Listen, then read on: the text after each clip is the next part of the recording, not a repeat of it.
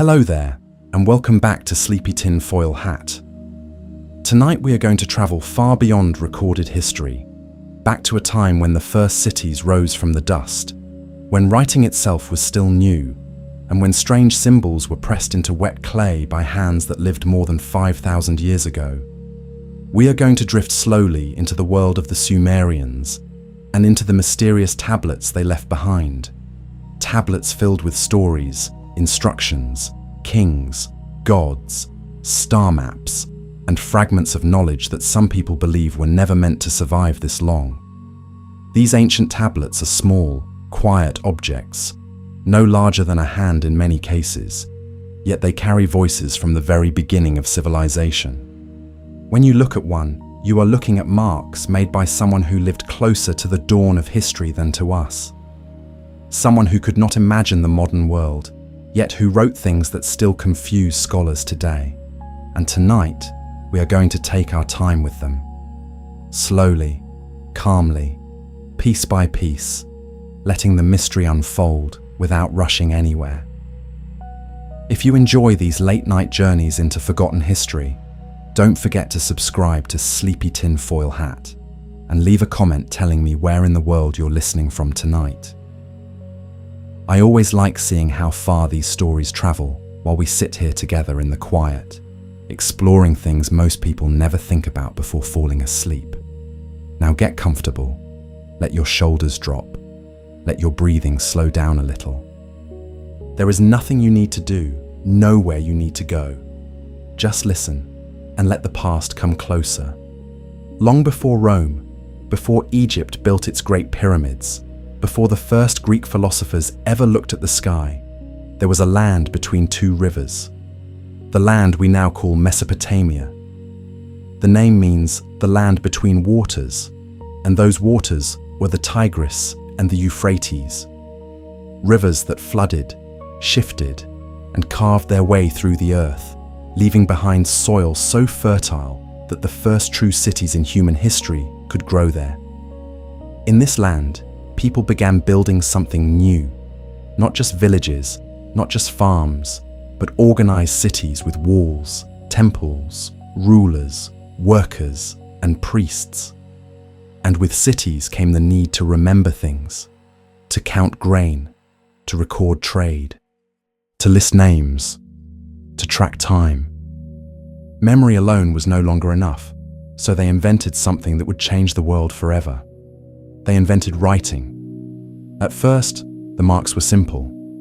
Small scratches and shapes pressed into soft clay using a cut reed.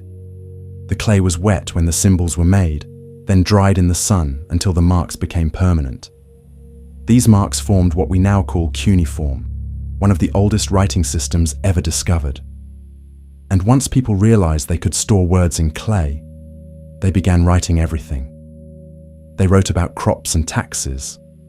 They wrote about laws and punishments. They wrote about kings and battles. They wrote about the stars. And they wrote about the gods.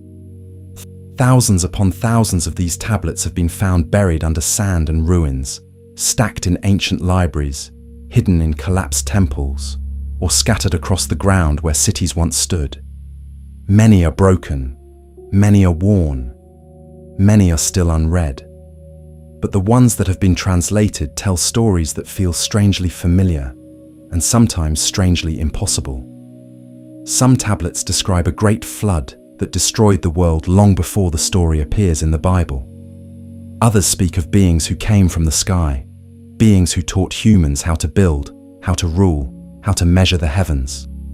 Some tablets describe kings who ruled for impossibly long periods of time, thousands of years, as if time itself worked differently in the distant past.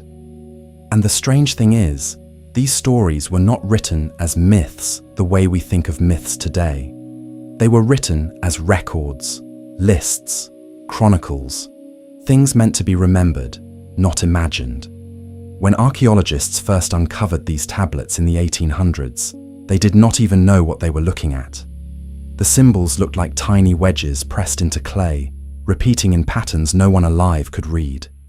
Entire libraries sat silent because the language had been forgotten for thousands of years.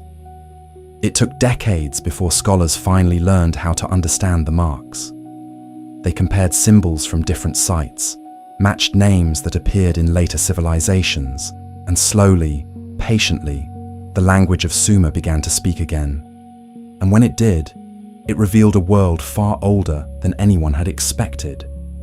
The Sumerians were not supposed to be there, at least not according to the old understanding of history.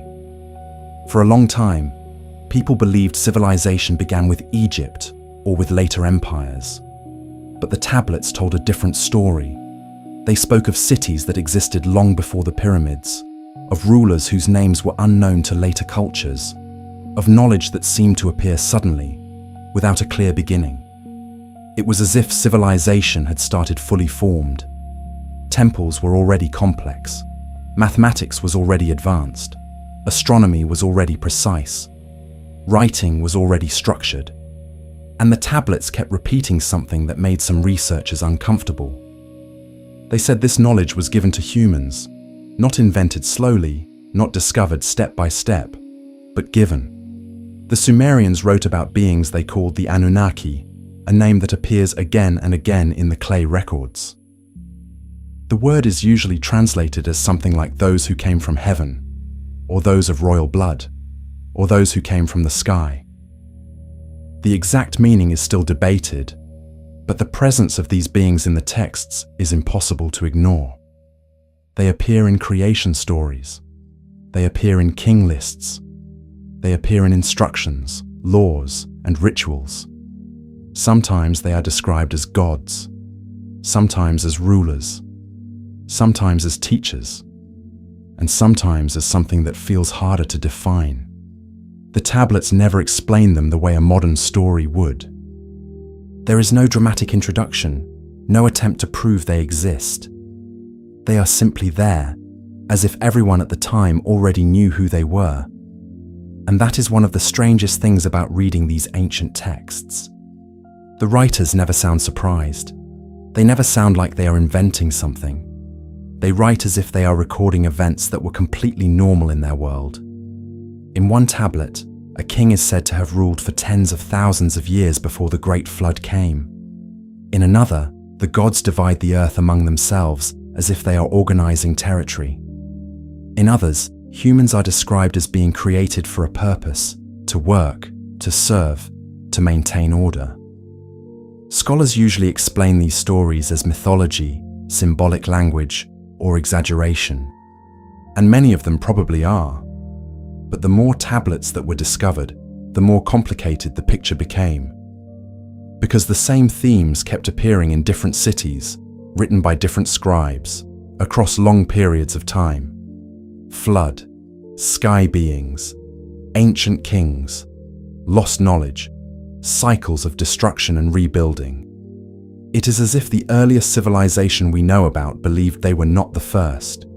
And tonight, we are going to take our time exploring those tablets, slowly, carefully, letting the words from 5,000 years ago unfold one layer at a time, not rushing to conclusions, not trying to prove anything, just listening to what the clay records say and seeing where the story leads. Because the deeper you go into the Sumerian tablets, the stranger the past begins to feel, and the more it starts to seem like history might be older and more mysterious than we were ever told. And the deeper researchers went into the ruins of Mesopotamia, the more tablets they found, and the more the story of the Sumerians began to grow larger than anyone had expected. Entire rooms filled with clay records were uncovered beneath collapsed temples, buried under layers of dust that had not been disturbed for thousands of years. Some tablets were neatly stacked, as if someone had carefully placed them there before the building fell. Others were scattered across the floor, frozen in the exact positions where they had landed when the roof above them finally gave way. It slowly became clear that these were not random writings. They were archives, libraries, records of a civilization that had taken writing very seriously, as if preserving knowledge was one of the most important things they could do. The scribes who pressed those wedge-shaped symbols into clay were not just recording daily life. They were documenting everything they believed mattered, from trade agreements to prayers, from lists of kings to descriptions of the sky. The more tablets were translated, the more detailed the Sumerian world became. Cities had names, rulers had lineages, priests had duties, workers had roles, and behind all of it, there was always the same quiet presence of the gods, written as if they were part of ordinary life rather than distant legends. One of the most famous collections of tablets ever discovered was found in the ruins of an ancient city called Nineveh.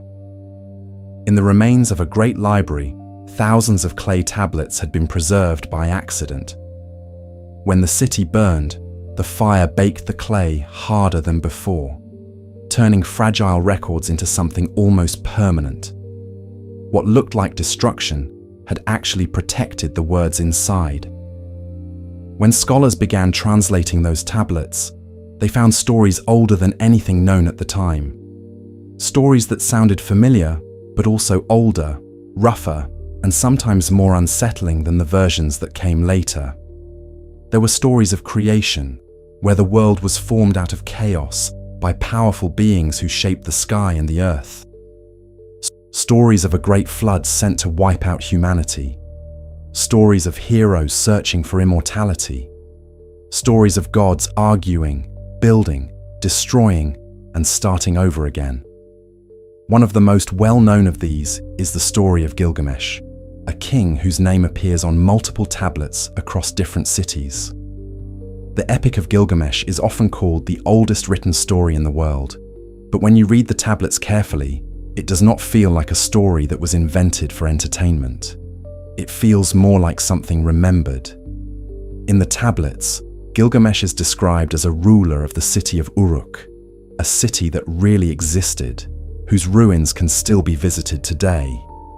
He is said to be part human and part divine, stronger than ordinary men, restless, searching for meaning, and eventually searching for a way to escape death itself.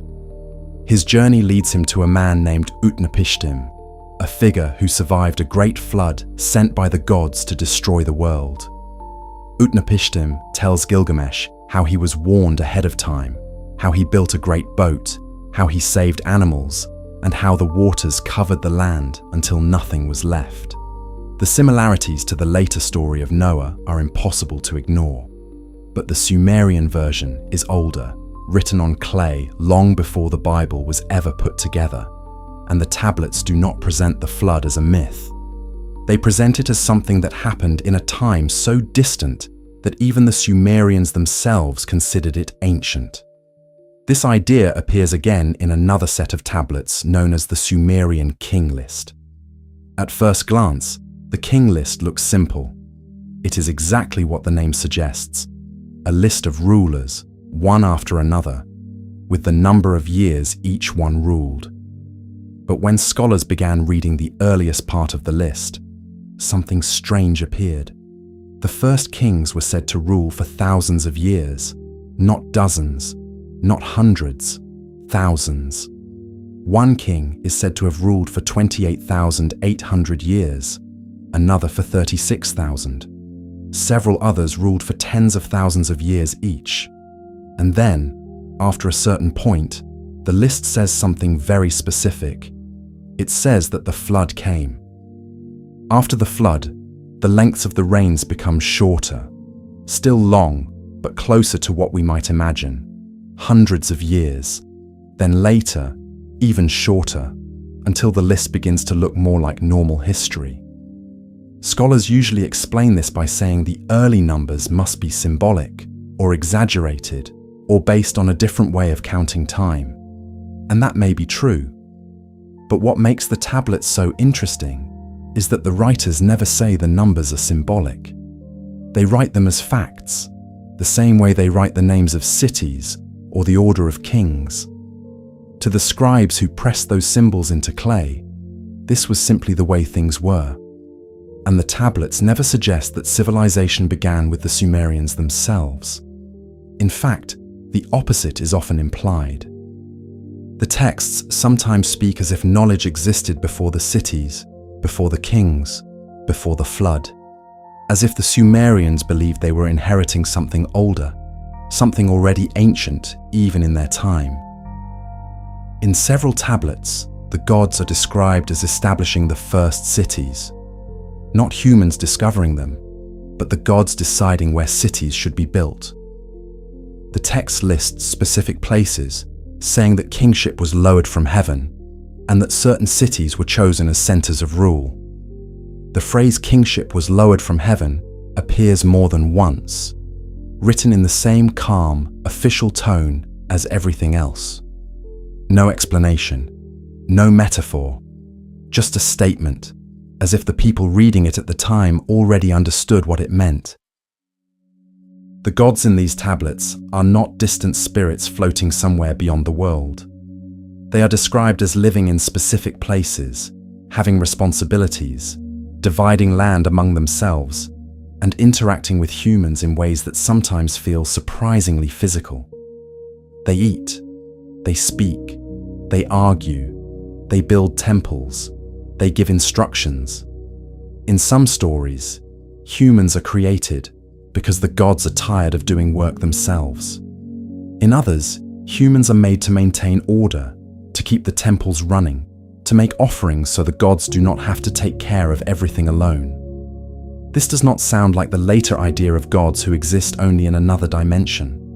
It sounds more like beings who are present, at least in the way the Sumerians described them. And that is where the mystery of the tablets begins to deepen. Because the more translations that were completed, the more it became clear that these were not random myths from one place. Similar stories appeared in different cities, written in slightly different ways, but carrying the same basic ideas. A flood that reset the world, ancient rulers with impossible lifespans, knowledge given from above, civilization beginning suddenly, not slowly, and a time before history that the Sumerians themselves seem to believe was real. Some researchers see these as symbols, stories meant to explain the world in poetic ways. Others see them as distorted memories of real events, passed down until they became legend. And a few believe the tablets might be describing something that we still do not fully understand. The strange thing is that the tablets themselves never try to convince anyone. They never argue. They never say, "This is unbelievable." They simply record, line after line, mark after mark, pressed into clay by hands that lived at the very beginning of what we call civilization.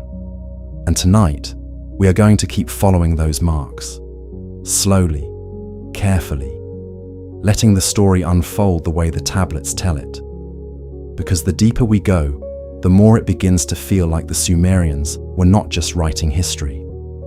They were writing about a world that existed before history even started. As more tablets were uncovered from the ruins of ancient Mesopotamia, scholars began to notice that the Sumerians did not see themselves as living at the beginning of time. In fact, many of their texts suggest the opposite. Again and again, the tablets speak about earlier ages, earlier rulers, earlier events, as if the world had already passed through long cycles before the first cities were ever built. This idea appears in several different writings, but one of the clearest places it shows up is in the way the Sumerians describe the origins of kingship. In their records, kingship was not something humans invented. It was not something that developed slowly as societies became more organized. Instead, the tablets say that kingship was lowered from heaven. The phrase appears in the Sumerian king list in a very direct way. The text begins by saying that after kingship had descended from heaven, the first city was established. Then it names the city. Then it names the first ruler. And then, without hesitation, it tells how long that ruler remained in power, often for a length of time that feels impossible to us today. The scribes did not write this as poetry. They wrote it like a record, the same way someone might write down the name of a king or the amount of grain collected in a harvest. The tone is calm, almost administrative, as if the idea that rule came from the sky was not unusual at all. And that is one of the things that makes these tablets feel so strange when you read them now. The people who wrote them were not trying to sound mysterious. They were writing what they believed to be normal history. In the earliest section of the king list, the cities themselves seem to appear suddenly, fully formed. Eridu, Bad Tibira, Larak, Sippar, Shurupak. Each one is named as if it already existed, as if its foundation had been decided before humans even began ruling it. Some tablets describe Eridu as the very first city, a place where the gods established order at the beginning of civilization. Later traditions would call it the oldest city in the world, and archaeological evidence does show that Eridu is one of the earliest known settlements ever built. But the tablets make it sound as if the city was not simply built by people learning how to live together.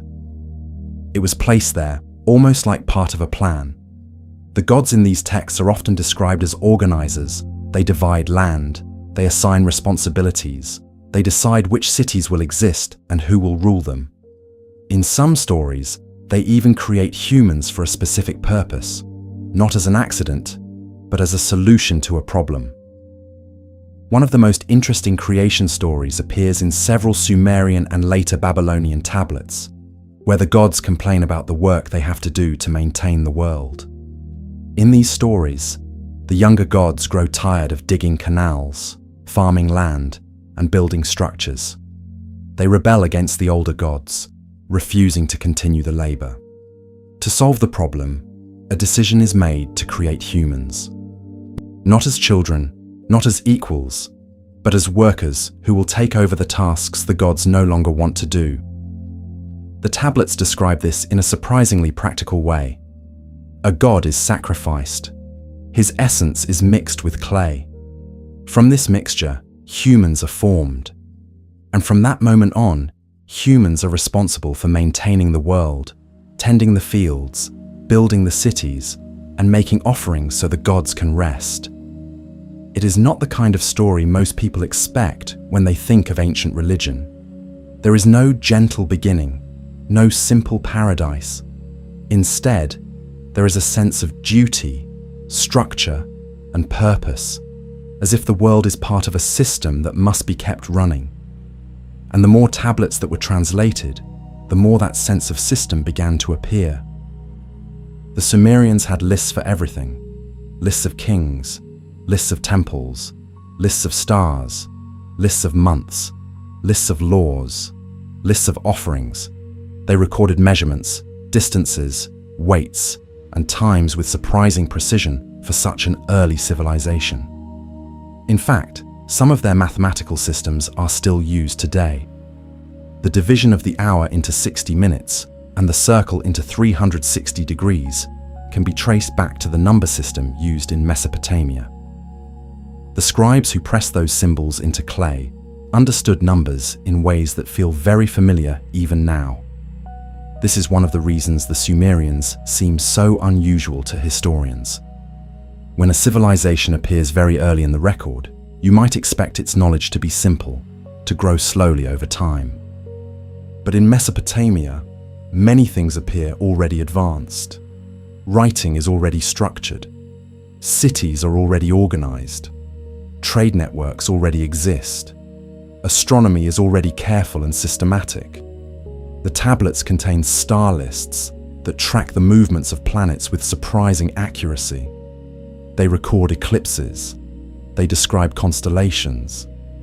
They divide the sky into sections, naming patterns that can still be recognized today. Some researchers believe this knowledge developed gradually, passed down from earlier cultures that left fewer records. Others think the Sumerians simply learned very quickly, once writing allowed information to be preserved. But the tablets themselves often suggest something different. They sometimes speak as if knowledge was given, taught by the gods, or brought from an earlier time that the Sumerians themselves only partly remembered. One group of figures that appears in several texts is known as the Apkallu. These are sometimes described as wise beings who lived before the flood, teachers who gave humans the skills needed to build civilization. In some carvings, they are shown as human-like figures, wearing strange cloaks shaped like fish, standing beside kings as if guiding them. Later stories say that the Apkallu brought writing, law, and knowledge of the heavens to humanity. They are not always called gods, but they are not described as ordinary humans either. They seem to belong to a time when the world was different, before the Great Flood separated the ages. This idea of different ages of the world appears again and again in Mesopotamian texts. There is a time before the flood. Then the flood comes. Then the world begins again, but not exactly the same as before. After the flood, the king list says kingship is lowered from heaven once more, but the reigns are shorter. The world feels smaller, more limited. The connection between humans and the gods seems less direct. Some people see this as a symbolic way of saying that the past was greater than the present, a common theme in ancient cultures. Others wonder if the stories might preserve memories of real events, disasters that were later described in the language of gods and myth. What makes the tablets so fascinating is that they never give a clear answer. They simply record what the scribes believed, leaving the meaning for later readers to decide. And when you sit quietly with those words, knowing they were written 5,000 years ago, it becomes easy to imagine the scribes themselves sitting in the dim light of a temple room, pressing each symbol carefully into soft clay. They could not know their work would survive this long. They could not know people in another age would read their marks and wonder what they meant. They were just recording what they thought was true. And the deeper we go into those records, the more it begins to feel like the Sumerians believed they were not the first to build civilization. They believed they were rebuilding something that had already existed once before. The more archaeologists uncovered, the more the world of the Sumerians began to feel less like a beginning and more like a chapter in the middle of a much longer story. Every excavation seemed to reveal another layer beneath the last older cities under newer ones, older temples under rebuilt temples, as if the same places had been used again and again across generations that stretched far beyond what anyone first expected. In Mesopotamia, cities were often built on top of the ruins of earlier cities. When a building collapsed or a flood covered the land with mud, people did not always move away. Instead, they leveled the ground and built again on the same spot. Over time, this created tall mounds called tells, hills made not by nature, but by centuries of human construction. When archaeologists cut into these mounds, they found layers like pages in a book, each one belonging to a different time. At the top were the youngest ruins, closer to the periods we understand better. But the deeper they dug, the older the remains became, and sometimes the deeper layers revealed things that did not seem primitive at all. In some places, the earliest levels already showed organized streets, planned buildings, and tools made with surprising skill. This raised a question that still feels unsettling when you think about it slowly. If the earliest known civilization already looks advanced, what came before it? The Sumerian tablets do not answer that question directly, but they hint at something older. In several texts, the time before the flood is described as an age when the gods lived closer to humans, when knowledge was more complete, when kings ruled for lengths of time that no longer seemed possible afterward. The flood itself appears in different versions across many tablets. In some, it is sent because humans become too numerous and noisy. In others, it is part of a decision made by the gods after arguments among themselves. But in almost every version, the flood marks a dividing line. Before it, the world feels larger and more powerful. After it, everything seems more limited. The story of the flood in the Epic of Gilgamesh is one of the clearest examples. When Gilgamesh searches for the secret of immortality, he is told to find Utnapishtim, the man who survived the Great Flood and was granted eternal life by the gods. Utnapishtim lives far away, beyond ordinary lands, as if he belongs to a different age entirely. When Gilgamesh finally reaches him, Utnapishtim tells the story of how the gods decided to destroy humanity. He says that one god secretly warned him, telling him to tear down his house and build a great boat. He was told to bring his family, animals, and supplies because a storm was coming that would cover the earth. The tablet describes the storm in detail. The sky grows dark, the winds roar, the waters rise until even the highest places disappear. For days, the flood continues until the world is nothing but water. Then the storm stops. The boat comes to rest on a mountain. Birds are sent out to see if the land has returned. Finally, the waters go down and life begins again. It is a story that appears again in later cultures, but here it is written in one of the oldest languages ever recorded. And the tablet never suggests the flood is imaginary. It is written like history, like something that really happened in a time so distant that only fragments remained. Many researchers believe these flood stories may come from real events. The land between the Tigris and Euphrates rivers was known for sudden floods that could destroy entire settlements. Over generations, memories of large disasters could have grown into the story of one great flood that changed everything. But there are details in the tablets that make the story feel larger than a single local event. The flood is not described as a village being washed away. It is described as the world being reset, as if the writers believed there had been a time before and then a time after. This idea appears again in the way the Sumerians wrote about knowledge. In several texts, skills like writing, mathematics, and temple building are said to have been given to humans by divine beings. The tablets sometimes list specific gifts, as if civilization itself came in pieces, handed down one by one. There are references to sacred laws, sacred measurements, sacred designs, all said to belong to the gods before humans learned them. The temples themselves were often described as copies of heavenly structures, built according to plans that already existed somewhere beyond the earth. One of the most famous Sumerian structures was the ziggurat, a stepped temple tower rising high above the city. These towers were not just buildings. They were seen as places where heaven and earth met, where the gods could come down, and where humans could approach the divine. The tablets describe the building of temples with careful instructions, measurements, and rituals. Nothing was left to chance. Every part had meaning.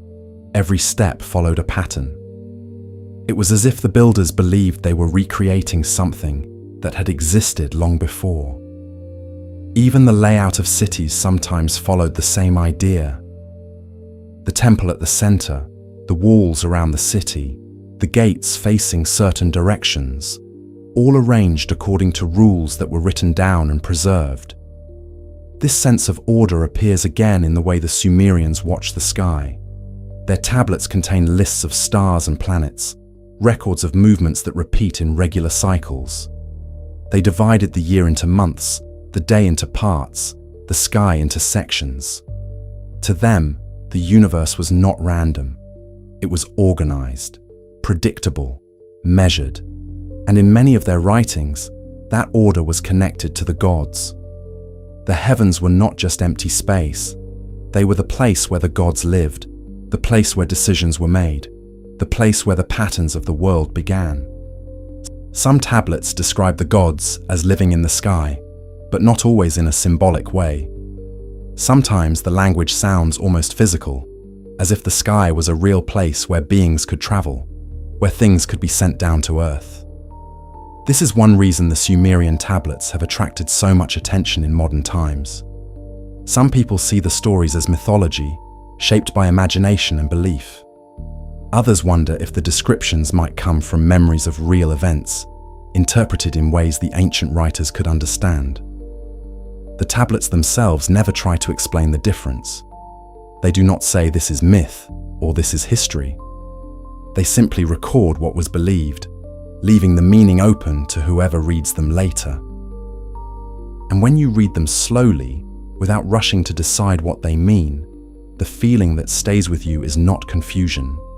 It is curiosity. The sense that the people who wrote these tablets believed they were living after something, not before it.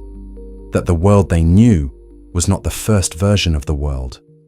That somewhere in the distant past, there had been another age, one that ended in water, and that everything afterward was a beginning all over again. And the deeper we go into the tablets, the more that feeling begins to grow. Because some of the strangest texts are still ahead. As more tablets were translated over the years, scholars began to notice that not all of them were stories or king lists. Many of the clay records were practical documents, written by scribes who were simply doing their jobs. They recorded deliveries of grain, payments of silver, the movement of workers, the building of canals, the repair of walls. These ordinary tablets are important because they show that the Sumerians were not living in a world of myths alone. They lived in real cities, with real problems, real labor, and real responsibilities. And yet, even among these everyday records, the presence of something older, something sacred, never completely disappears. Temples appear constantly in the texts, not just as places of worship, but as centers of administration. The temple was where food was stored, where tools were kept, where records were written, and where decisions were made. The line between religion and daily life did not really exist the way it does now. For the Sumerians, the world itself was part of a system that belonged to the gods. Many tablets describe offerings made to the gods in very careful detail. Lists of animals, jars of oil, baskets of grain, all written down so nothing would be forgotten. The scribes were not only keeping track of supplies, they were making sure the correct rituals were followed, because the order of the world depended on those rituals being done properly. In some texts, the gods are described almost like rulers of a kingdom, with different responsibilities given to each one. One god controls the sky, another the earth, another the waters, another the winds. Each city often had its own main god, and the temple of that god stood at the center, higher than the rest of the buildings, as if the city itself existed around it. One of the most important gods in Sumerian texts is Enki, sometimes called the Lord of Wisdom. In several tablets, Enki is described as the one who knows the secrets of creation, the one who understands how the world works. He is often the god who helps humans, the one who gives knowledge, the one who warns people when something terrible is about to happen. In the flood story, it is Enki who secretly tells Utnapishtim to build the boat, even though the other gods have decided to destroy humanity. The tablet describes him speaking through a wall, as if he cannot openly break the decision that was made, but still finds a way to pass the warning along. This kind of detail makes the stories feel less like simple legends and more like memories of a complicated system, where even the gods do not always agree with each other. They argue, they make mistakes, they change their minds, and sometimes they regret what they have done. Another god who appears often in the tablets is Enlil, usually described as a powerful ruler among the gods.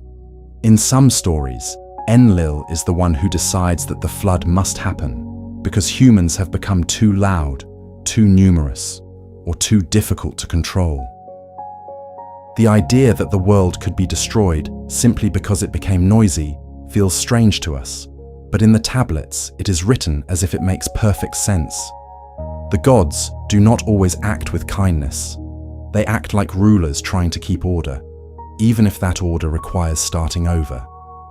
And this idea of starting over appears again in other tablets that talk about earlier ages of the world. Some texts describe times when the gods lived directly among humans, when communication between heaven and earth was easier, when knowledge was greater than it is now. There are references to divine laws called the Me, a word that is difficult to translate but often described as the powers or principles that keep the universe working.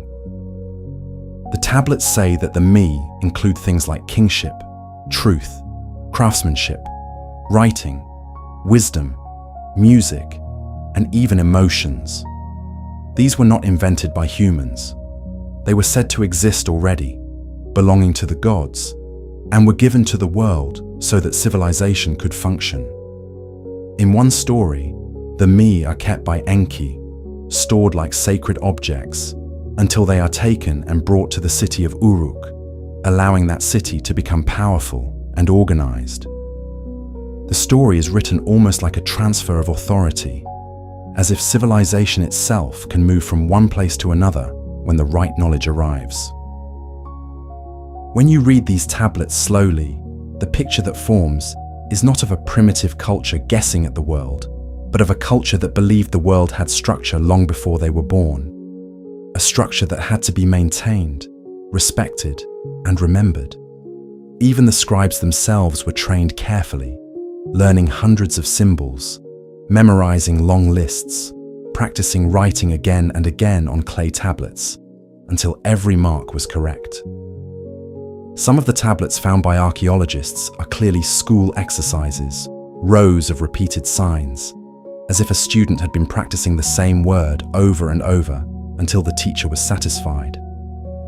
This means that the people who wrote the more mysterious tablets were not careless. They were trained, disciplined, and precise.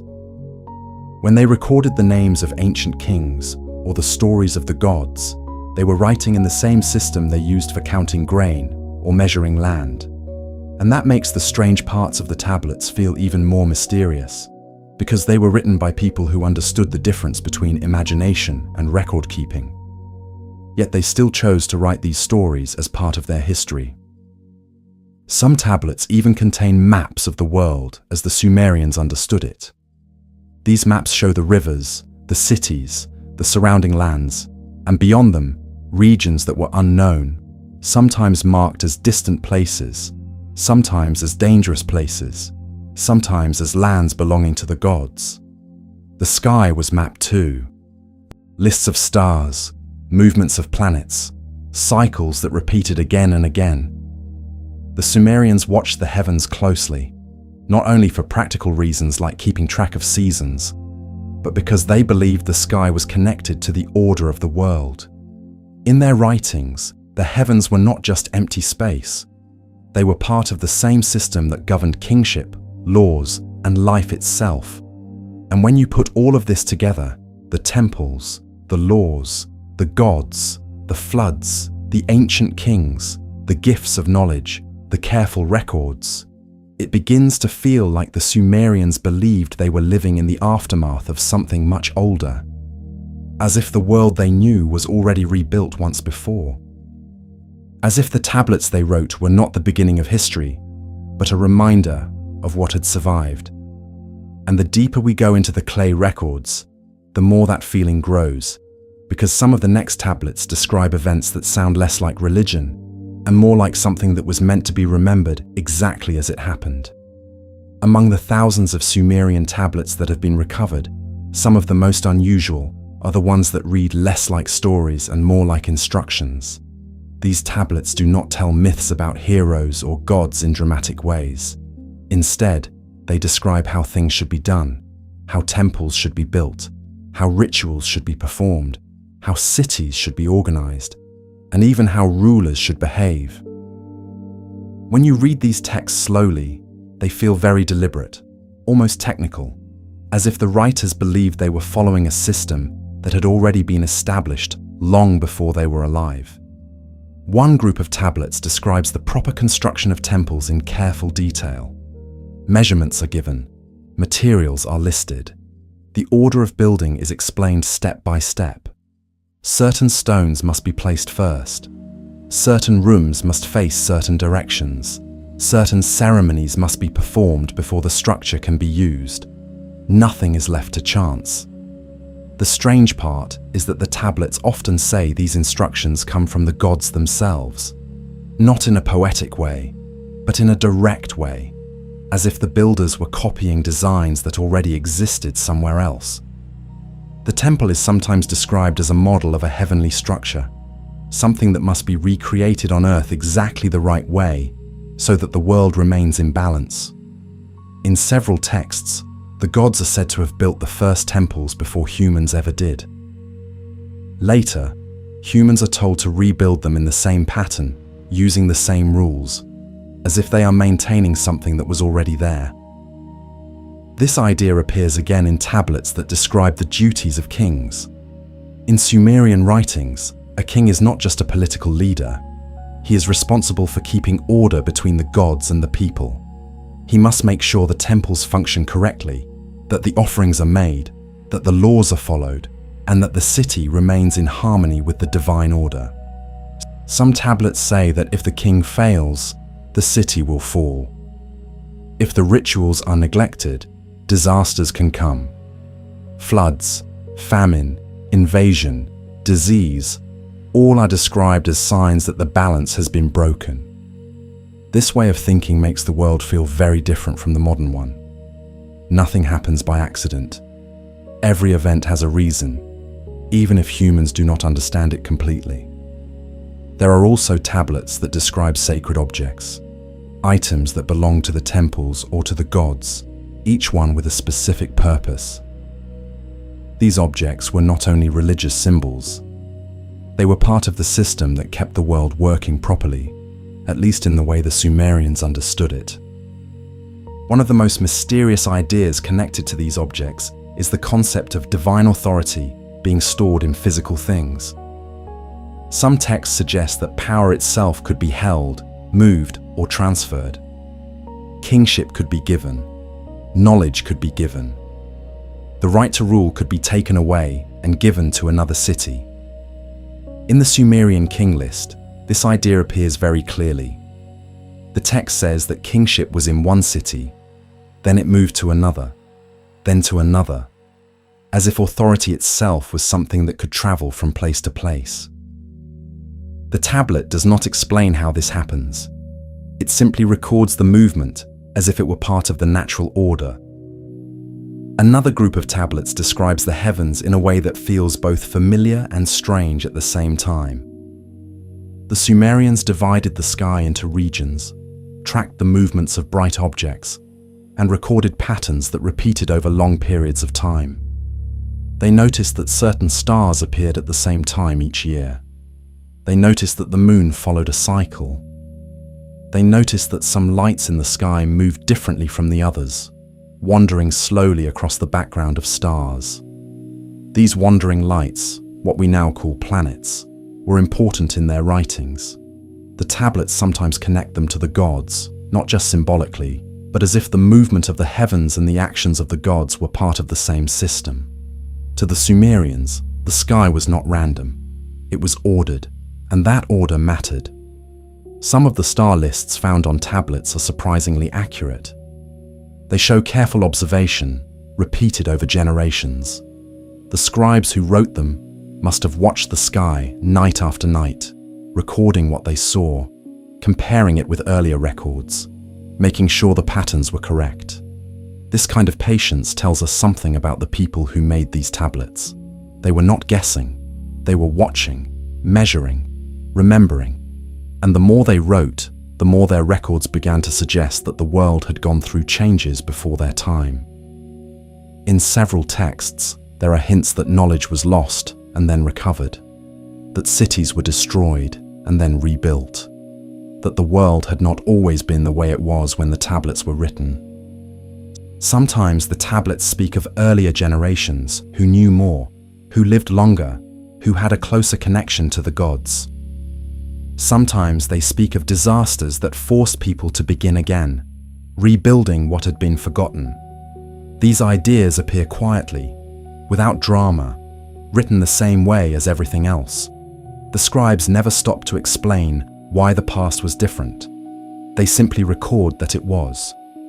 One of the most interesting examples appears in texts that talk about the Apkallu, the ancient sages who lived before the flood. These beings are said to have brought knowledge to humanity, teaching people how to write, how to build, how to understand the world. In some descriptions, the Apkallu are not entirely human. They are shown wearing fish-like cloaks or standing beside the gods, or appearing in ways that make them seem connected to both earth and water, both human and something else. Later traditions say that after the flood, the Apkallu were no longer present in the same way. The knowledge they gave remained, but the beings themselves belonged to an earlier age. This idea fits with the pattern that appears again and again in the tablets. There was a time before the flood, a time when the world was different. Then something happened. And after that, everything began again, but not exactly the same. When you read these texts slowly, the feeling that grows is not fear and not certainty, but curiosity. The sense that the Sumerians believed history went farther back than they could fully remember. That the clay tablets they made were not the first records, only the ones that survived. And that somewhere in the distant past, before the cities, before the kings, before the flood, there may have been another world that left only fragments behind. And those fragments may be the reason the Sumerians wrote so carefully, pressing each mark into clay, as if they knew how easily things could be lost. As the translations of Sumerian tablets continued over the years, scholars began to notice that some of the most puzzling texts were not the long stories, but the short ones. Small tablets, sometimes only a few lines long, yet filled with references to things that the writers never bothered to explain. Names of places no one could identify. Titles that appeared only once. Objects that seemed important, but whose purpose was never described. It was as if the scribes who wrote them assumed the reader already understood the meaning. This happens often in very old records. When something is familiar to everyone living at the time, there is no reason to explain it. But thousands of years later, those missing explanations can make the past feel more mysterious than it really was. Still, some of these tablets contain details that continue to raise questions, even for experts who have studied them for decades. One group of texts speaks about the time after the flood, when the world was said to have been reorganized. The king list mentions that after the waters went down, kingship was lowered from heaven again, and new cities became the centers of rule. The order of the world was restored, but not exactly the same as before. The lengths of the reigns became shorter. The stories became more grounded. The connection between humans and the gods seemed more distant. It is almost as if the tablets are describing a second beginning. In several writings, there are hints that the gods themselves changed their behavior after the flood. Before it, they appear often, speaking directly to humans, giving instructions, arguing among themselves in ways that sound almost human. After the flood, they seem less visible, more distant, as if the world had moved into a different stage. Some tablets even describe the flood as a kind of boundary, dividing time into what came before and what came after. The scribes never use modern words like era or age, but the feeling is there, written between the lines. There are also texts that list ancient cities that were said to exist before the flood. Some of these cities are known from archaeology. Others are still uncertain, their names appearing only in the tablets, with no ruins that can be clearly connected to them. This does not mean the cities never existed. It may simply mean they were lost, buried under layers of earth, or destroyed in ways that left little behind. Mesopotamia has been flooded, rebuilt, and reshaped many times over thousands of years. Entire settlements could disappear without leaving clear traces. The scribes who wrote the tablets never suggest these cities were imaginary. They write them in the same lists as places that are known to be real. That quiet confidence is one of the things that makes the tablets feel so unusual. The writers never seem unsure. They never say this is a legend or this is a story told by the elders. They write as if they are copying records that already existed long before their own time. In some texts, the idea appears that knowledge itself survived the flood, passed down from earlier generations. Certain rituals are said to come from ancient times. Certain laws are described as older than any king. Certain measurements are said to be the same as they were in the beginning. The scribes treated these things with great care, as if preserving them exactly was important. There are also tablets that describe the rebuilding of temples after disasters. In these texts, the language is very precise.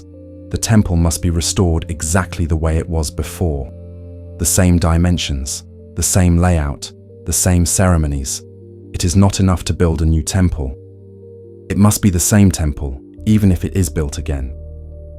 This idea appears again in the way the Sumerians described their traditions. They believed that the correct way of doing things had been established long ago, and that their duty was to keep it unchanged. In several inscriptions, kings say they restored ancient customs rather than inventing new ones. They say they rebuilt temples according to old plans. They say they followed the ways of earlier rulers. This respect for the past suggests that the Sumerians saw themselves as part of a long chain, not as the first link. Another strange detail appears in tablets that talk about the sages who lived before the flood, the Apkallu. Later writings say that after the flood, there were still wise men, but they were human, not the same as the earlier beings. The earlier sages are described as different, closer to the gods, possessing knowledge that ordinary people did not have. Some texts say they taught writing, law, and the arts of civilization. After the flood, humans continue these skills, but the source of the knowledge seems farther away. It is almost as if the tablets are describing a time when the world felt more connected to something beyond it, and then a time when that connection became weaker. Some historians see this as a natural change in religious thinking, the way stories become less literal over time. Others think it may reflect memories of real events that were slowly turned into tradition. The tablets themselves do not tell us which is correct. They simply preserve what the scribes believed was worth remembering. When you imagine those scribes sitting with wet clay in their hands, carefully pressing each symbol one by one, it becomes easier to understand why the records feel so serious. Writing was not casual for them. Each tablet took time, effort, and training. They would not write something without reason, and yet they wrote about floods that reset the world. They wrote about kings who ruled for thousands of years. They wrote about knowledge given by beings from heaven. They wrote about cities that existed before history, not as fantasy, not as entertainment, but as part of the story of how the world became the way it is.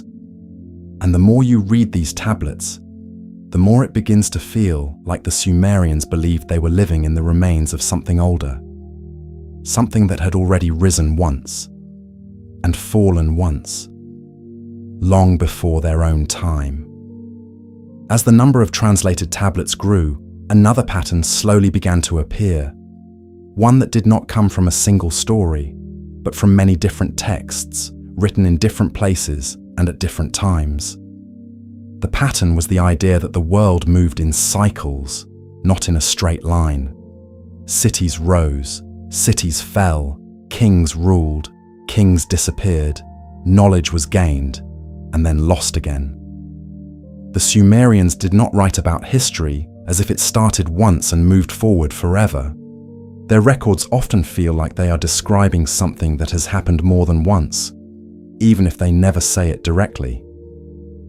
In the king list, for example, the flood is not described as the beginning of the world. It is described as something that interrupted it. Kings existed before the flood. Cities existed before the flood. Order existed before the flood. Then the flood came, and after it, everything had to begin again. This idea also appears in texts that talk about the rebuilding of cities. Some tablets say that a city was destroyed, then restored, then destroyed again, then restored again. Each time, the rebuilding is described as a return to the proper order, as if the correct pattern already existed and only needed to be followed. The scribes seem less interested in inventing new ways of doing things, and more interested in making sure the old ways are not forgotten. This respect for ancient order shows up strongly in the way they wrote about laws. Some tablets say that the laws given to a king were not created by him, but given to him by the gods, or passed down from earlier times. The king's duty was not to make new rules, but to keep the old ones working. One of the oldest known law codes, written long before the famous Code of Hammurabi, comes from this same tradition. The text says that the laws were established to keep balance in the land, to prevent chaos, to make sure the strong did not destroy the weak, and the weak did not break the order of the world. Again, the feeling is that the world must stay in alignment with something older, something that existed before the current generation. There are also tablets that describe the passing of knowledge from one age to another. In some of them, scribes copy older texts word for word, even when the language has already changed. This means that some writings were preserved for hundreds, maybe even thousands of years before the tablets we have today were made. In a few cases, the scribes even say they are copying from older originals that no longer exist. They treat those earlier writings with great respect, as if they belong to a time closer to the beginning. This makes it difficult to know how old some of the ideas in the tablets really are. The clay we find may be 5,000 years old, but the words pressed into it may be much older, repeated and rewritten across generations. Another group of tablets that adds to the mystery are the ones that describe strange events in the sky. These are not stories about gods, but observations, written in careful language, like notes taken by someone watching closely. The scribes recorded the appearance of bright objects, the movement of planets, the darkening of the sun, the changing of the moon. They noticed patterns that repeated over long periods of time, and they tried to understand what those patterns meant. Some tablets connect events in the sky with events on Earth. An eclipse might be followed by a warning about a king. A certain alignment of planets might be written next to a note about a disaster or a change in leadership. To the Sumerians, the sky and the earth were not separate. What happened above could affect what happened below. This belief was not only religious, it was also observational. They watched the heavens so carefully that later civilizations, like the Babylonians and the Greeks, used their records as the starting point for their own astronomy. The longer scholars studied these sky tablets, the more they realized that the Sumerians had been keeping records for a very long time. Some patterns could only be noticed after many generations of observation. This suggests that the knowledge was passed down carefully, from teacher to student, from scribe to scribe, across centuries. And that raises the same question again. If the Sumerians were already recording the sky with such precision, who taught the first observers how to begin? The tablets sometimes answer this in the same way they answer other mysteries. They say the knowledge came from the gods, or from the sages who lived before the flood, or from the time when heaven and earth were closer together. Whether that means divine beings, ancient teachers, or simply forgotten generations, the tablets never say clearly. They only repeat the idea that the knowledge was not new. In some texts, the world itself is described as something that must be kept in balance. The temples, the rituals, the laws, the stars, the kings, all are part of the same system. If one part fails, the rest can fall out of order. Floods, droughts, wars, and plagues are sometimes written as signs that the balance has been disturbed. The solution is always the same. Restore the proper ways. Rebuild the temple. Follow the old rules. Remember what was done before. This way of thinking makes the past feel very important to the Sumerians, almost more important than the present.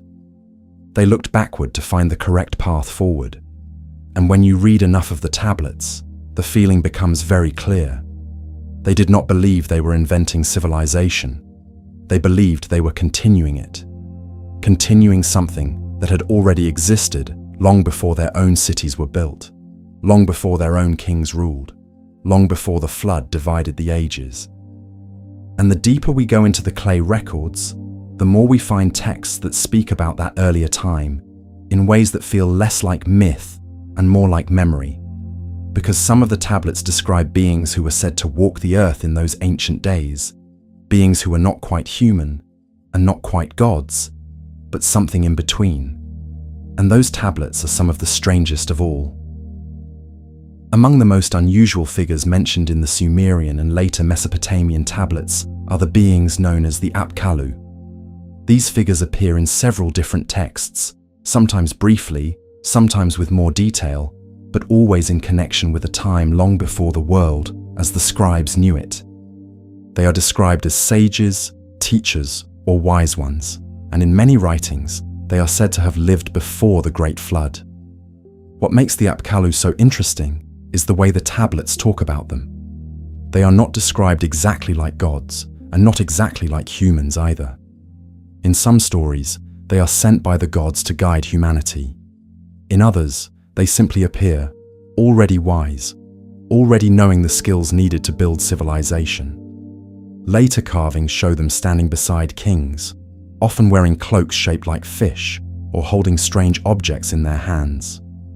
Some scholars believe the fish cloak may symbolize knowledge coming from the waters, since many Sumerian myths connect the earliest wisdom with the deep, the place where the god Enki was said to live. But the tablets themselves do not always explain the meaning. They simply show these beings as part of the ancient world. One text says that before the flood, there were 7 great sages, each one bringing knowledge to humans. They taught writing, law, temple building, mathematics, and the correct way to perform rituals. After the flood, the tablets say, the sages were no longer present in the same way. Humans continued to use what they had learned, but the teachers themselves belonged to an earlier age. This idea fits with the pattern that appears again and again in the tablets. The world before the flood is described as a time when the connection between humans and the divine was stronger. After the flood, that connection becomes weaker, more distant, more symbolic. Some historians believe the Apkallu stories are simply myths created to explain where knowledge came from. When a civilization becomes advanced, it can feel as if the knowledge must have come from somewhere special, so stories are told about wise teachers from the past. This happens in many cultures. But what makes the Sumerian tablets unusual is how consistently the same idea appears, even in texts that are not meant to be stories. The sages are mentioned in king lists, in temple records, in ritual instructions, always as if they were part of history, not imagination. There are also tablets that describe the time before the flood, as if the world itself was different. In some texts, lifespans are longer. In others, the gods speak directly to humans. In others, the cities seem to exist under the guidance of divine rulers. After the flood, everything feels smaller. Kings live shorter lives. The gods appear less often. Humans must work harder to keep the world in order. This change is never explained in detail. It is simply accepted as the way things became. Another group of tablets that adds to the mystery are the ones that describe journeys to distant places. Some stories speak of lands far beyond the known cities, places that were difficult to reach, sometimes said to lie beyond rivers, mountains, or seas. In the Epic of Gilgamesh, the hero travels farther than any ordinary person, crossing deserts, passing through dark tunnels, and reaching a place at the edge of the world where Utnapishtim lives. The journey feels less like travel between cities and more like moving between different realms, as if the world itself has layers. The tablets never say the world is flat or round in the way we think of it today. Instead, they describe it as a structured place, with regions that belong to humans, regions that belong to the gods, and regions that are difficult or dangerous to enter. Some texts speak of the Abzu, the deep waters beneath the earth, where Enki was said to live. Others speak of the heavens as a place where the gods had their own dwellings. Between these realms was the world of humans, where order had to be maintained through ritual and law. This three-part view of the universe appears in several tablets, always written in the same calm tone, as if it were simply the way the world worked. There are also references to objects or powers that belong to the gods and were not meant for ordinary people. In some stories, these powers can be given, taken, or lost. When they are lost, the world falls into disorder. When they are restored, balance returns. This idea makes the world of the Sumerians feel less like a random place and more like a system that must be kept running, almost like a machine that needs constant care. Some modern readers see this as a metaphor, a way of explaining the importance of tradition and stability. Others see something more mysterious in it, wondering why the tablets speak so often about earlier ages, lost knowledge, and teachers who came from outside ordinary human life. The tablets themselves do not give a final answer. They never stop to say what should be believed. They simply record the names, the stories, the instructions, the lists, as if the act of writing was enough to keep the memory alive. And when you imagine those tablets being pressed into clay thousands of years ago by scribes who believed they were preserving the order of the world, it becomes easier to understand why they wrote so carefully. They may have believed that forgetting the past was dangerous, that losing the old knowledge could bring chaos, that the flood had already shown what happens when the balance is broken, and that their duty was to make sure the story continued, even if they did not fully understand the beginning. The deeper we go into these tablets, the more it feels like the Sumerians were not only recording their world, they were trying to remember a world that existed before it. And some of the next tablets describe events that sound almost like attempts to rebuild that lost order, as if the people who came after the flood were trying to restore something that once worked perfectly. As the story continues through the tablets, another theme begins to appear more clearly. The idea that the world after the flood was not as stable as the world before it. In several texts, there is a feeling that something had been lost, something important that could not be fully brought back, even though the people who lived afterward tried to rebuild everything the way it had been. This feeling shows up often in the way temples were restored. Many inscriptions left by Sumerian kings say that a temple had fallen into ruin or had been damaged by war, flood, or time, and that the king rebuilt it according to the ancient plans. The words used in these inscriptions are very careful. The king does not say he designed a new temple. He says he returned the temple to its original form, the form that existed in the beginning. Some tablets even say the plans for the temple were kept in the temple itself, as if the correct design had to be preserved so that it could be used again if the building was ever destroyed. This suggests that the Sumerians believed the first versions of these structures were not created by ordinary people, but by divine instruction. The same idea appears in texts about laws and customs. When a king writes about restoring order, he often says he is bringing back the old ways, the ways that existed before things went wrong. It is as if the past was seen as more perfect, and the present was always trying to return to it. There are also tablets that describe times when order broke down completely. In some of these texts, cities are said to have been abandoned, temples left empty, people scattered. These events are sometimes connected to wars, sometimes to disasters, and sometimes to decisions made by the gods themselves. One group of writings speaks about the gods turning away from a city, removing their protection, and allowing the city to fall. The text does not describe this as chance. It describes it as a change in the divine plan, as if the balance that held the world together had shifted. After the fall of a city, the tablets often say the gods chose another place, another ruler, another temple, and the order of the world continued there.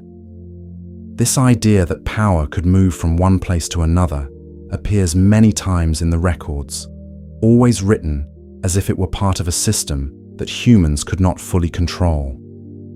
In the king list, This movement is described very simply. Kingship was in one city, then it was taken to another, then to another. No explanation is given for how this happens. It is written as if kingship itself was something real, something that existed beyond any single ruler.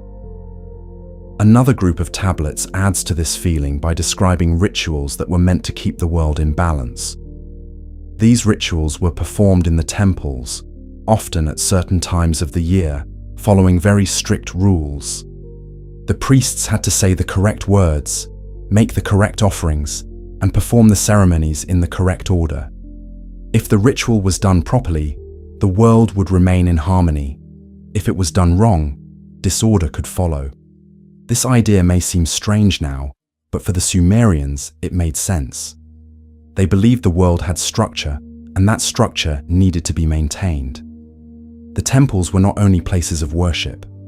They were part of the system that kept the heavens, the earth, and the people connected.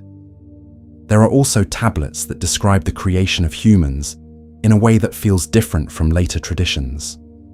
In these texts, humans are not created just to exist. They are created for a purpose.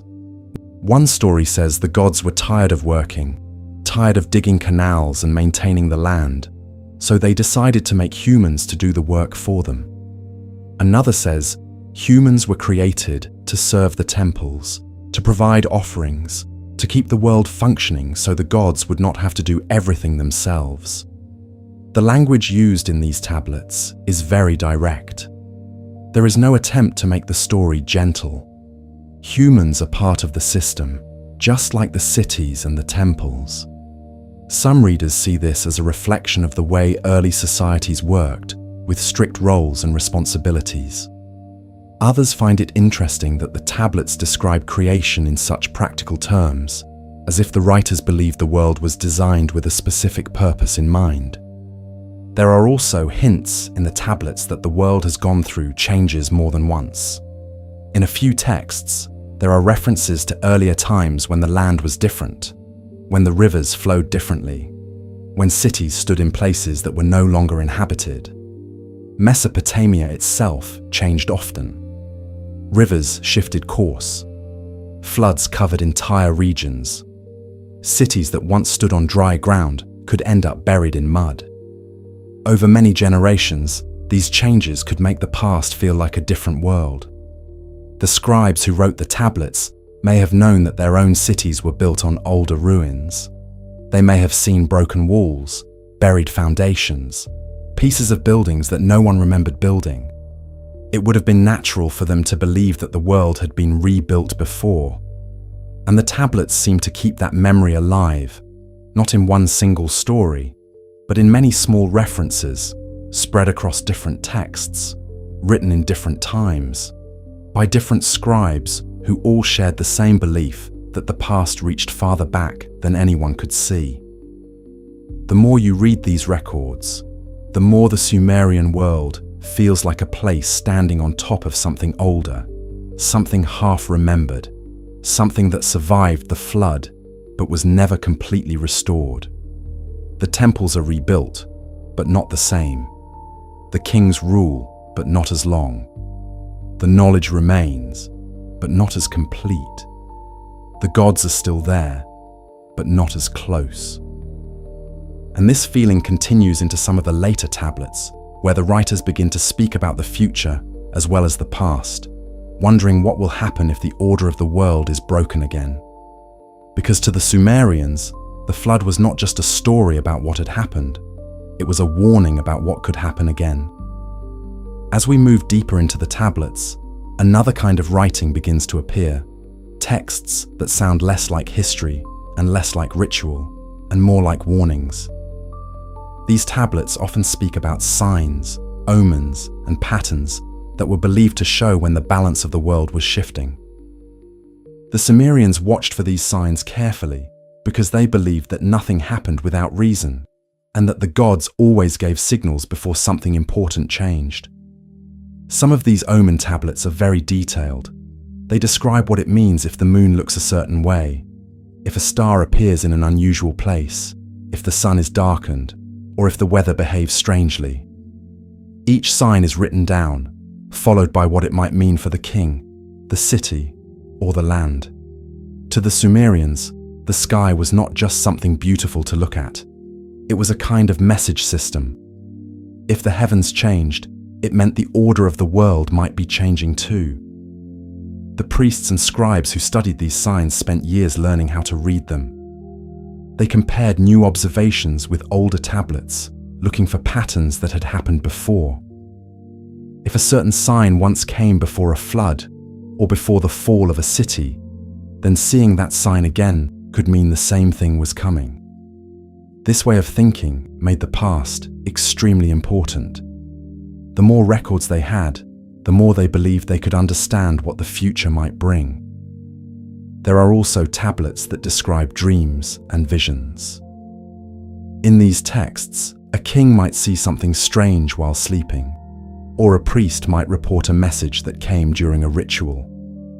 The dream would then be written down and compared with older dreams to see if the same thing had happened before. Again, the feeling is not that these stories are meant to entertain. They are meant to preserve information, even when the information is mysterious. Some of the most interesting omen texts describe times when the order of the world seemed close to breaking. They speak about strange weather, unusual movements in the sky, sudden disasters, or the fall of powerful rulers. The tablets often say that these things happen when the gods are angry, or when the proper rituals have been neglected. But sometimes the language feels less like punishment and more like correction, as if the world itself has a balance that must be kept, and when that balance is lost, something happens to restore it. This idea connects back to the flood stories. In those stories, the flood is not random. It happens because something has gone wrong, because the world has become too noisy, too chaotic, or too far from the order the gods wanted. After the flood, the world begins again, but never exactly the same as before. Some tablets suggest that the scribes believed the same thing could happen again if the balance was lost a second time. This may be why they kept such careful records, why they copied older texts again and again, why they treated ancient knowledge as something that had to be protected. There are also writings that describe the duties of the king in this system. The king was not only a ruler of people, he was responsible for keeping the connection between heaven and earth working properly. If the king failed, the land could suffer. Several inscriptions left by kings say that when they came to power, the land was in disorder, the temples were neglected, the laws were forgotten. The king then says he restored the old ways, rebuilt the temples, and brought the world back into harmony. This kind of language appears so often that it almost sounds like a formula, but it also shows how strongly the Sumerians believed that the past held the correct pattern for the future.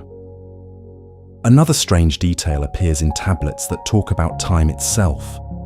The Sumerians did not always think of time as moving only forward. Some texts speak as if events repeat, as if the same kinds of things happen again and again, in different ages. Floods happen, cities rise, cities fall, kings rule, kings disappear, order is built, order is broken, order is restored. This repeating pattern does not appear in one single story. It appears across many different tablets, written in different centuries, by different scribes who all seem to share the same understanding of how the world worked.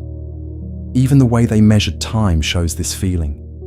Their calendar followed cycles of the moon, cycles of the sun, cycles of the stars. Everything moved in patterns that returned again and again. To them, the universe was not random. It was structured, repeating, balanced. And if the balance was lost, the world could change in ways that felt as large as the flood itself. Some modern readers see these ideas as simple superstition, the natural result of people trying to explain events they did not understand. Others see something more interesting, a memory of real disasters that happened long ago, remembered so strongly that they became part of the way people thought about the world. the tablets themselves never tell us which is correct. They only show us what the Sumerians believed, written in careful marks that have survived longer than the cities they describe. And when you read enough of these texts, the feeling that grows is that the Sumerians lived with a constant awareness of the past and a constant concern about the future. They believed the world had already been changed once. They believed it could be changed again. And they believed the only way to keep it from happening was to remember the old knowledge, follow the old rules, and keep the order of the world exactly the way it was meant to be. Because in the clay tablets, the past is never completely gone.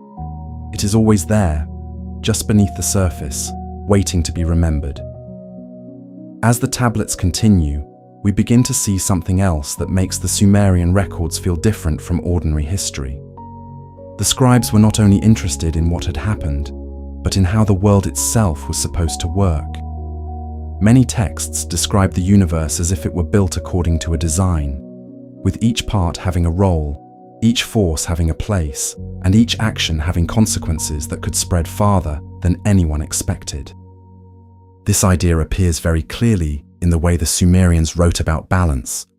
The word itself does not always appear in the same form we would use today, but the meaning shows up again and again. The land must be balanced. The temples must be balanced. The heavens must be balanced.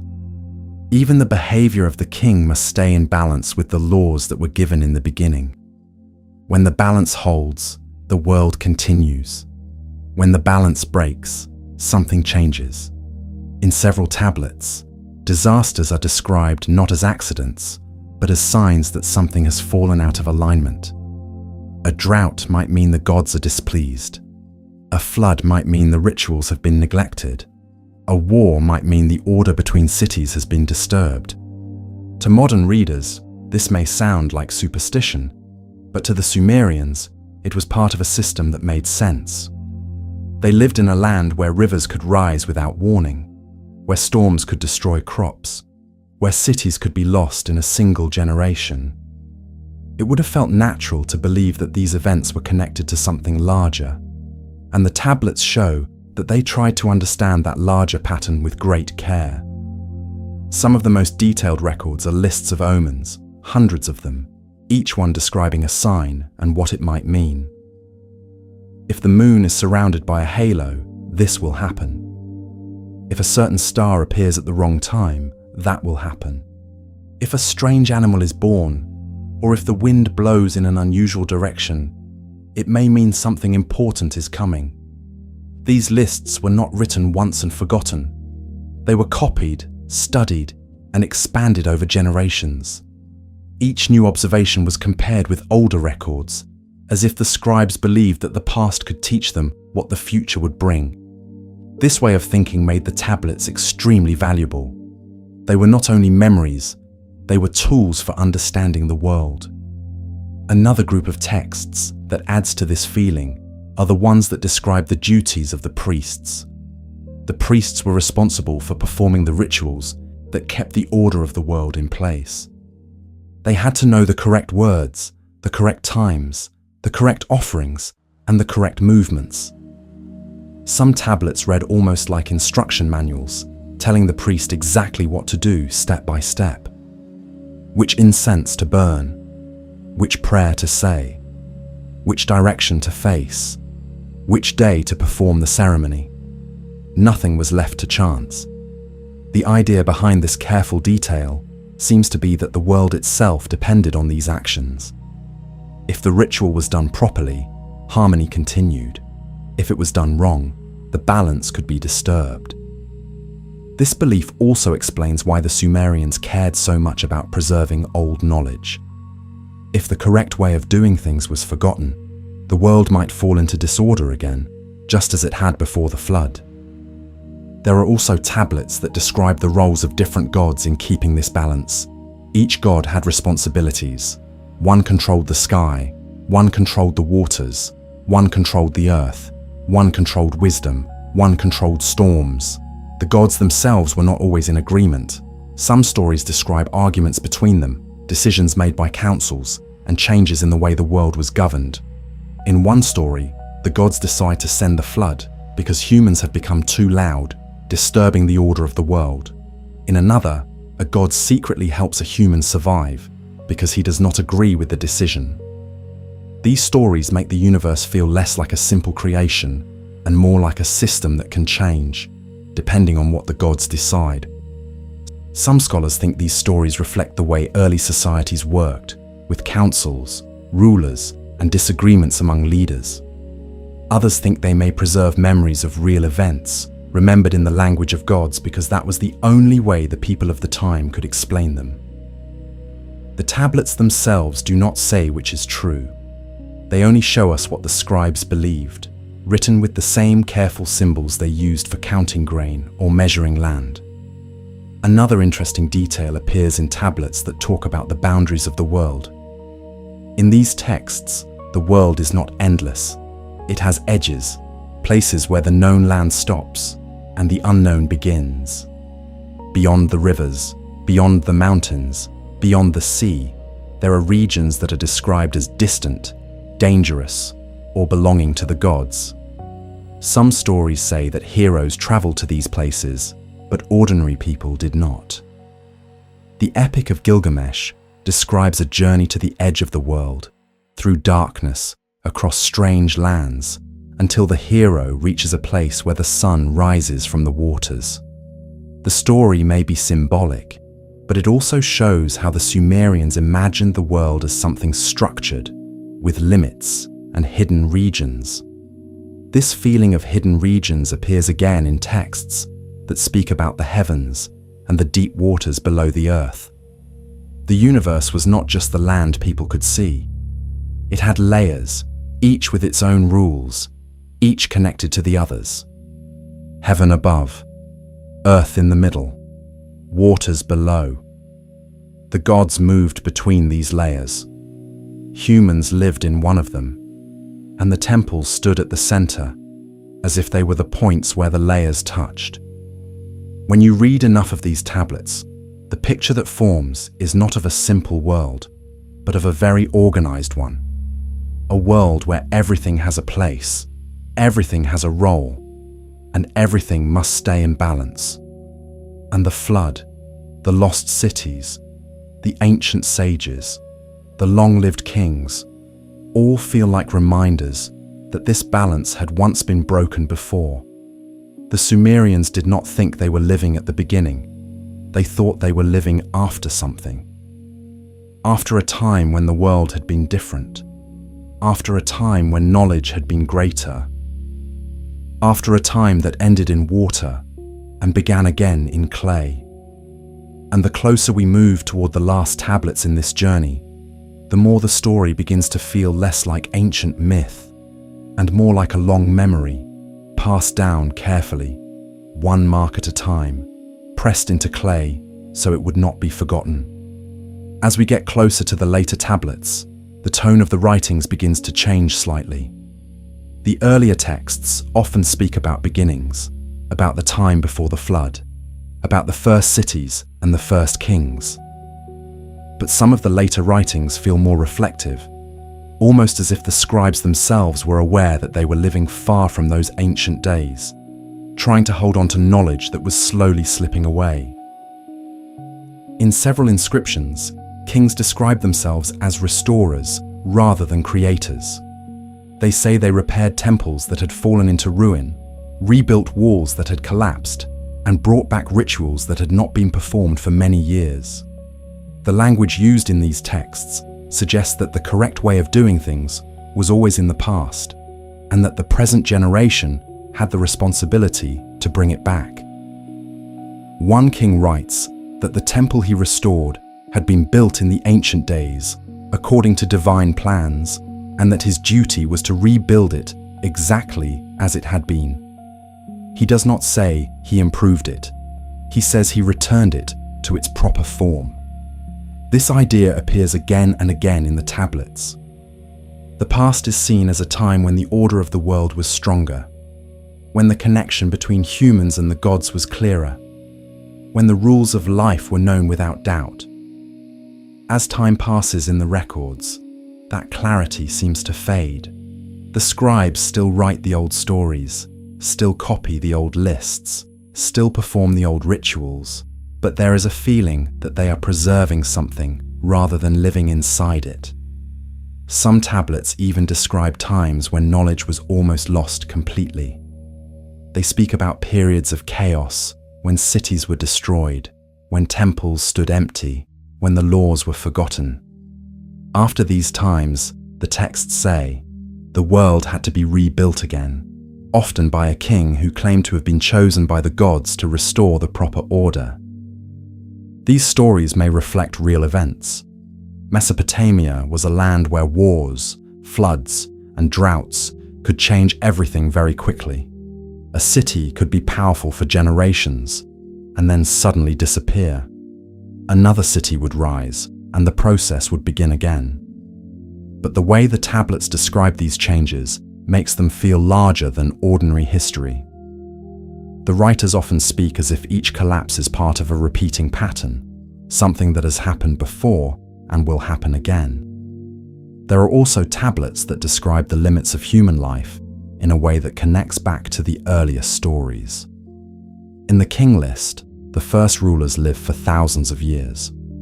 After the flood, their lifespans become shorter. Later, kings live normal lengths of time, closer to what we expect today. The tablets never explain exactly why this happens, but the change is written very clearly, as if the world itself had been different in the beginning, and then slowly became the way it is now. Some scholars believe this is symbolic, a way of saying that the past was greater, that the first age was closer to the gods. Others wonder if the long lifespans reflect stories passed down from a time that people could no longer fully understand, turned into numbers that grew larger with each retelling. Whatever the reason, the scribes did not treat these early kings as imaginary. They listed them the same way they listed later rulers, one after another, without separating legend from history. Another strange detail appears in tablets that talk about the origins of writing itself. Some texts say that writing was given to humans by divine wisdom, not invented by trial and error. The god Enki, or sometimes other divine figures, is said to have brought knowledge to humanity, teaching people how to record words so they would not be forgotten. This idea makes sense when you think about how important writing was to the Sumerians. Without writing, the laws could be lost, the rituals forgotten, the history erased. The tablets themselves were the only way to keep the order of the world alive across generations. And the scribes seemed to know that what they were writing might be all that remained. In some later Mesopotamian texts, there are references to ancient tablets that were already old at the time they were copied. The scribes say they are preserving words from earlier ages, from times when the world was closer to its beginning. This means that even the tablets we have today may not be the first version of these stories. They may be copies of copies, written again and again, so the knowledge would survive. There is something very quiet about that idea. A line of scribes across centuries, each one pressing the same symbols into clay, each one trying to make sure the story does not disappear. And the story they kept writing was not just about their own lives. It was about floods that ended worlds, about kings who ruled in ages no one remembered, about teachers who came before the first cities, about laws that existed before any ruler, about a time when the order of the world felt stronger than it did now. The more you read these tablets, the more it feels like the Sumerians believed they were living in the shadow of something older, something greater, something that had already passed. Not the beginning of history, but the remains of it. And as we move into the last part of this journey, the tablets leave us with one final feeling that appears again and again in the records. That nothing lasts forever, that even the greatest cities fall, that even the strongest kings disappear, and that the only thing that can survive the passing of ages is what someone takes the time to write down. As the last groups of tablets were studied, the feeling that remains is not one of a clear ending, but of a long fading. The earliest writings speak about beginnings, about gods walking close to humans, about cities founded under divine guidance, about kings who ruled for lengths of time that seem impossible now. But the later records feel quieter, more grounded, as if the world had settled into something smaller than it once was. The scribes continue to write, the kings continue to rule, the temples continue to stand, but the sense of living close to the beginning slowly disappears. The tablets stop speaking about the first age as something recent and begin speaking about it as something very far away, something that can only be remembered through old texts and traditions. In several inscriptions, kings say that they searched for ancient writings in order to know the correct way to rebuild a temple. They describe finding old tablets buried in foundations or hidden in temple rooms, and using those tablets as guides so that the new building would match the old one exactly. This detail appears more than once, and it gives a strange picture of history. Even thousands of years ago, people were already looking backward, already searching for lost knowledge, already trying to recover what earlier generations had known. One king writes that he found the original plans of a temple written in the ancient days, and that he followed those plans carefully so the gods would be pleased. Another says he restored rituals that had not been performed for many years because the proper words had almost been forgotten. These writings show that the fear of losing knowledge was very real to the people of Mesopotamia. They believed the world depended on remembering the right things, doing the right actions, keeping the old order alive. There are also tablets that describe the passing of power from one civilization to another. The Sumerians themselves were not the last people to live in Mesopotamia. After them came the Akkadians, the Babylonians, the Assyrians, and others. Each new culture learned the writing system, copied the old tablets, and kept many of the same stories. This means the memory of the flood, the ancient kings, the sages, and the divine laws continued long after the first cities were gone. Even when the language changed, the stories were preserved, as if they were too important to lose. Some later texts say that the wisdom of the ancient days came from a time when the world was closer to its beginning. The farther time moved forward, the more distant that knowledge became. This idea appears in many cultures, the belief that the past was greater, that the first age was closer to the source of things, that each generation lives a little farther from the beginning. But in the Sumerian tablets, the feeling is especially strong because the records themselves are so old, older than almost any other writing we have. When you hold one of those tablets in your hand, you are holding something made by people who lived closer to the first cities than we are to them. And even they believed there had been an age before their own. Some tablets describe the world as something that must be maintained constantly, like a structure that can fall apart if it is neglected. The temples must be repaired, the rituals must be performed, the laws must be remembered, the sky must be watched, the stories must be copied. If these things are forgotten, the order of the world can break, just as it did before the flood. There are also texts that speak about the limits of human life in a way that feels almost reflective. Early kings lived for thousands of years. Later kings lived for hundreds. Later still, lifespans become what we would recognize today. The tablets do not explain this change, but they record it very clearly, as if the world itself had grown older and humans along with it. Some scholars believe these long lifespans are symbolic, meant to show that the first age was closer to the gods. Others think they may come from stories passed down through generations, growing larger over time. The tablets themselves never say which is true. They simply write the names, the numbers, the events, one after another, leaving the meaning for later readers to wonder about. And that is what makes the Sumerian tablets feel so different from modern history. They do not try to prove anything. They do not try to explain everything. They simply preserve what was believed, what was remembered, what was passed down. Flood, ancient kings, lost knowledge, divine laws, cities rebuilt again and again, a world that has changed more than once. The scribes who wrote these tablets could not know that thousands of years later, people would still be reading their marks, still wondering what they meant, still trying to understand what kind of world existed before the first cities rose from the mud between the rivers. And as we get closer to the end of this journey, the feeling left by the tablets is not that the mystery has been solved. It is that the mystery was always meant to remain.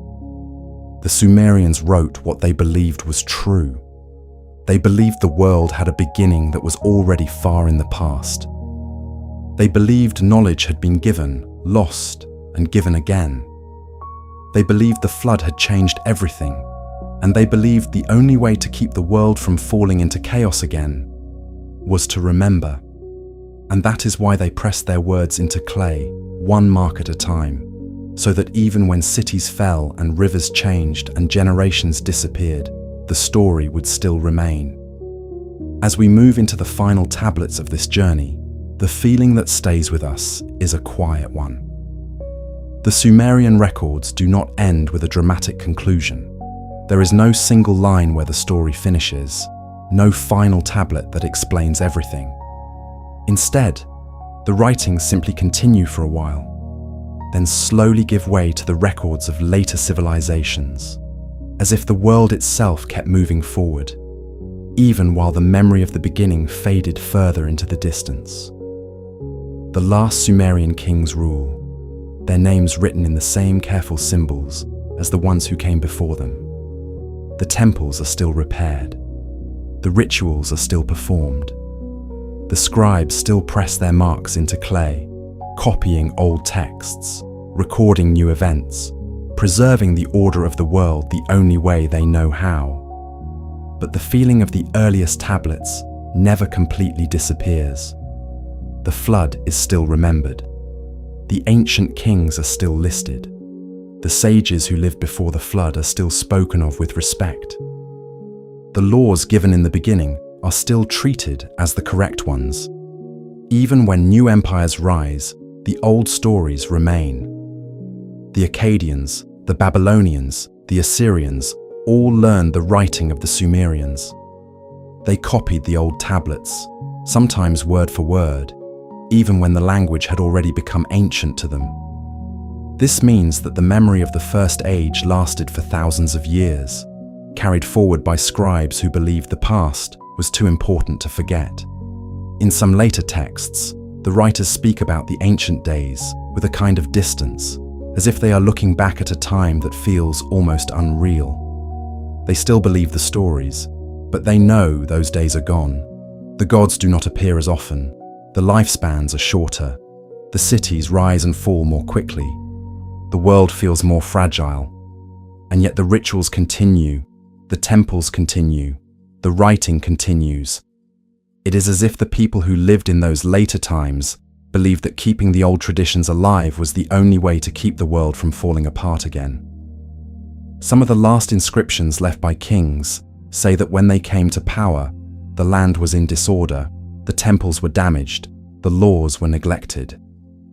The king then says he restored everything, just as it was in the ancient days, so that the gods would be pleased and the world would remain stable. This idea repeats so often that it begins to sound less like a claim and more like a duty. Each generation must rebuild what the last one lost. There are also tablets that speak about the passing of time in a way that feels almost thoughtful, as if the scribes understood that everything they were writing would one day become part of the past as well.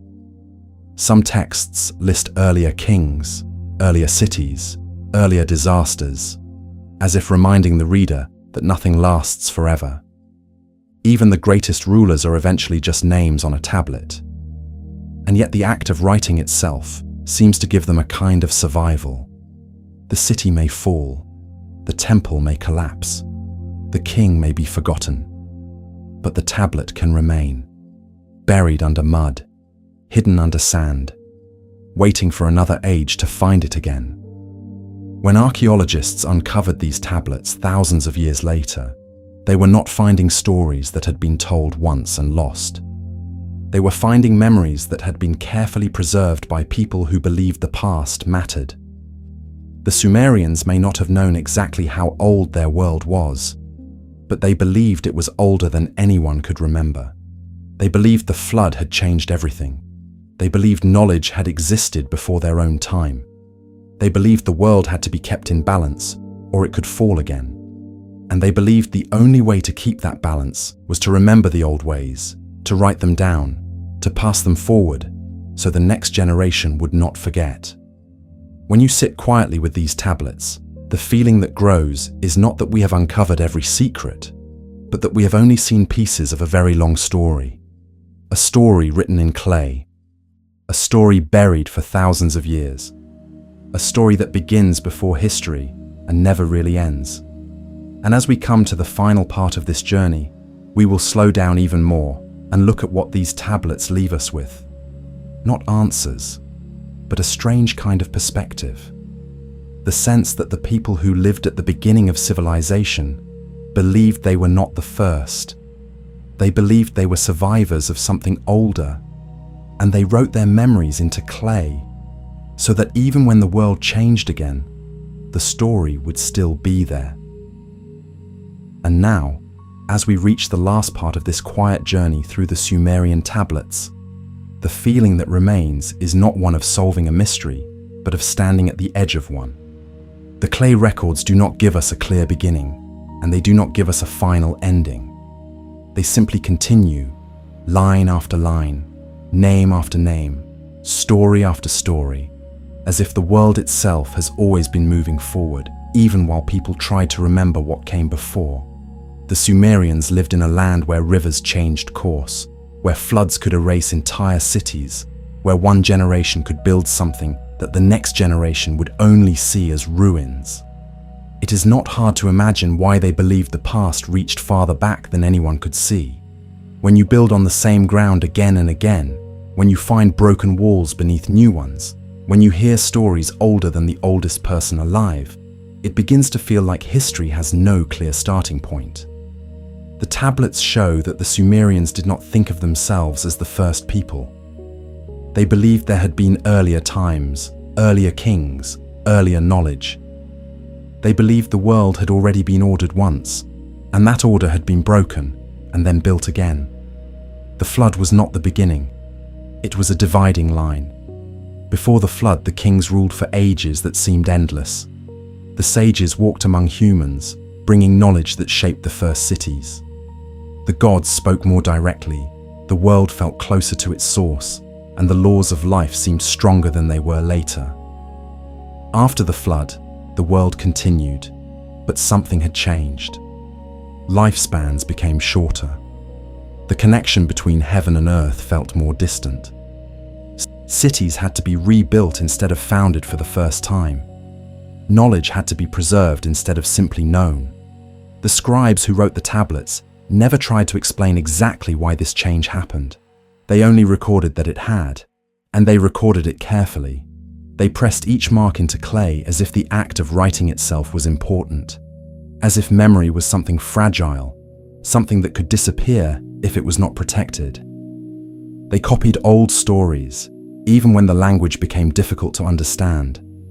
They rebuilt temples according to plans that were already ancient. They listed kings whose reigns no one could verify, yet no one dared to remove, because to them, the past was not something to question. It was something to keep. When later civilizations came, they did the same thing. The Akkadians, the Babylonians, the Assyrians, all learned the writing of the Sumerians. They copied the same flood stories, the same king lists, the same laws, the same rituals. Even when their own empires became powerful, they still looked back to the ancient days as if those days held the original pattern of the world. That may be the most interesting thing the tablets leave us with. Not proof of lost worlds, not proof of forgotten gods, but the feeling that the people who lived closest to the beginning believed the beginning was already behind them. And that is a strange thought to sit with. When we look back at the Sumerians, We think of them as the first civilization, the first writers, the first city builders. But when they looked back, they saw something even older, something they believed had come before their own time. Maybe those stories were myths, shaped by imagination and tradition. Maybe they were memories of real disasters, passed down until they became legend. Maybe they were simply the way early people tried to understand a world that changed faster than anyone could explain. Or maybe the truth is something quieter than all of those ideas. Maybe every generation feels like it lives after something that was greater and before something that has not happened yet. Maybe the feeling of standing in the middle of history is not new at all. Maybe the scribes pressing symbols into clay 5,000 years ago felt the same uncertainty we feel now. They wrote about floods because floods happened. They wrote about lost cities because cities fell. They wrote about ancient knowledge because knowledge can disappear. They wrote about the gods because the world felt too big to explain without them. And so they wrote. They wrote so the next generation would know what came before. They wrote so the order of the world would not be forgotten. They wrote so the story would survive, even if everything else did not. And somehow, it did survive, buried under sand, hidden under ruins, waiting for another age to read the marks again. If you enjoyed drifting through these ancient mysteries with me tonight, you can support the channel by subscribing to Sleepy Tin Foil Hat, or by leaving a comment telling me where in the world you were listening from. I always like seeing how far these quiet journeys travel, from one place to another, just like the stories themselves have traveled across time. For now, though, there is nothing else you need to think about. Let the images of clay tablets fade. Let the old cities sink back into the sand. Let the rivers grow quiet again. Your only job now is to rest. Slow your breathing. Relax your shoulders. Let your thoughts drift the way the stories drifted across thousands of years, without hurry, without effort. The world will keep turning. The past will stay where it is. And the tablets will still be there tomorrow. Sleep well, and good night.